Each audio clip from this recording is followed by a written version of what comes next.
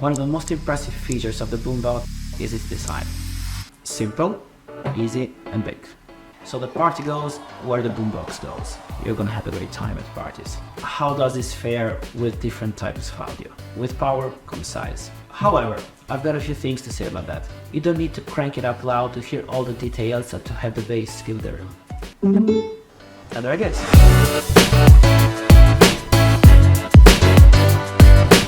Hello everyone, this is Altin from Awesome Lab, and today we're reviewing this beast here, the BoomBox 2. Up front I'll say it's one of the best sonic speakers, most powerful bass heavy speakers I've ever heard, which will work great for practically everyone. However, what we're going to do in this review, it's sort of special, because we're going to look at it in a perspective of different music genres and different music fans. So even though this is an exceptional speaker, it might not be the best speaker for you. First, let's start with what's included in the box. You get the speaker and you get the charger. The charger does look a bit bulky and it's quite a chore to carry it around. However, it does a great job at charging it. It takes a while, about 6.5 hours to get 100% charged, so you'd rather leave it overnight. However, this thing can run for up to 24 hours with a maximum charge. Tested it out in weekends and it held the party for 2 days straight, so it truly keeps the promise of battery life. The next thing to do is to connect it with the phone, which takes about 1 second. We'll just turn it on. There's a basic functionality of every speaker in the front. Turning on on the phone, and there it is, connected. The other thing you get with every JBL speaker is the JBL app. You have a basic equalizer, which is in a way one of the pros and one of the cons of the speaker if you're really a true audiophile and you want to get to tweaking the sound for the room. And you have various options to connect it with other speakers and have a massive party. One of the most impressive features of the boombox is its design. Even though it's big and bulky, and that is easily noticeable, it's still modern and elegant. And I love how sturdy and solid the thing is, and it kind of keeps a modern originality like all modern JBL speakers. In the front you have the basic commands of all modern JBLs, turning it on, the Bluetooth, connectivity modes, volume, going back and forth with the sound, and also the party boost. If you're lucky enough to have another one of these, or another JBL speaker, Portability boombox, you're gonna have a great time at parties. On the side we have the drivers, branded JBL. On the back, the connectivity hub. As you can see here, there's a charging, USB-A, and there's the power bank to connect your phones around the other unit, and there's the aux. This is actually pretty interesting because however good Bluetooth technology has become, they still have a certain audio loss. And if you're a pure audiophile who doesn't want any kind of loss in its audios, you will use a wave track, and to get the maximum of a wave track, you'll want to go through the aux. I even tried to mix on it and to find the differences in the DAW, and it actually quite makes a difference on it. So good of JBL to that. Another thing which is pretty interesting, it's the light. It tells you the battery life, and it's pretty handy in party situations when you know you have to rescue it and connect the speaker to the charger.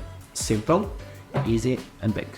Now a few words about portability. After all, this is a portable Bluetooth speaker, and it's meant to be carried around, so the party goes where the boombox goes. However, I've got a few things to say about that. If you don't have a car, this is not an adventure speaker, because it's not a speaker you can bike with, it's not a speaker you can hike with or spend the weekends out of nature if you're too far from your car. It's not that it's massively heavy, like anyone can carry it, but you cannot do that for a long time, and you always need to have one free hand or both free hands dedicated to the speaker. If you just want to carry it around town going from one part to the other, it's the perfect earless speaker. If you want to go a weekend away and you have a car with you, it's still perfect. But if you're the adventurer type and you want something that still can hold like your camp of 5 to 6 people for a good night out, or even more people than that, I would suggest you go for something smaller, compact and tight, but with still a good sound. If you're not really keen into going around the woods and carrying the speaker in your hands, it's perfect for anything else.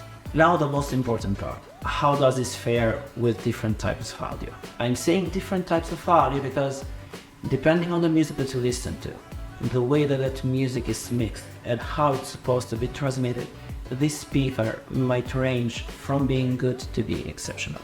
JBLs are especially good at modern bass-heavy music, which is centered delivering a punch. Hip-hop, pop, electronic music, and everything which is focused in the center, in making you move, making you dance, and having that massive low end will sound exceptionally well on this. I can only think of just a few speakers who are portable as the boombox that can do a better job with that.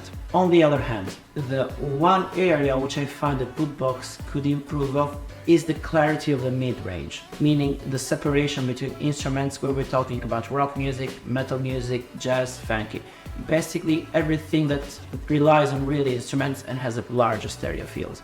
Why does it matter? It doesn't matter because you will not get 100% true representation of the song, of its true detailing. I'm not saying this will do a great job, it will do a great job whatever you play with it.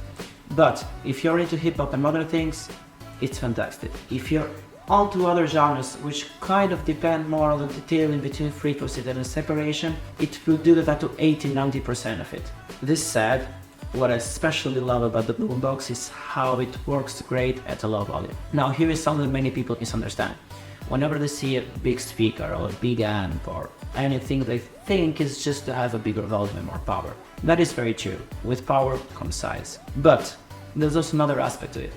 The more powerful the speaker is, it means that you can get the most detail and the better bass frequencies even at a low volume. So this thing at a low volume will beat any other smaller speaker at the same volume. You don't need to crank it up loud to hear all the details or to have the bass fill the room. If you had a less powerful speaker, less heavy to carry, you would need to crank it up a bit. And another thing which is obvious for speakers of this price is the distortion. There is really no audible distortion. And believe me, I've tried it with heavy music, like beyond the hip hop and beyond the normal metal. I've went to the wall of sound and the thing held on. Naturally, if you crank it up to the maximum and get too close to it, the music will lose some detail. But most of the detailing is based because there is a stereo image to it. You have two tweeters. However, it's not comparable to a stereo image like of a true left and a true left set to a couple of meters. So you still have a certain loss at the big volume, but that is compensated by the mid-range. The warm mid-range is compensated by the bass and by the clear separation between frequencies, which is only lost in a few specific genres and in a few specific moments. But overall though, I give the sound quality a very true 9.5 out of 10 points. So if it sounds that you're looking, it's rare to find a better speaker that is portable with this power, with this much audio.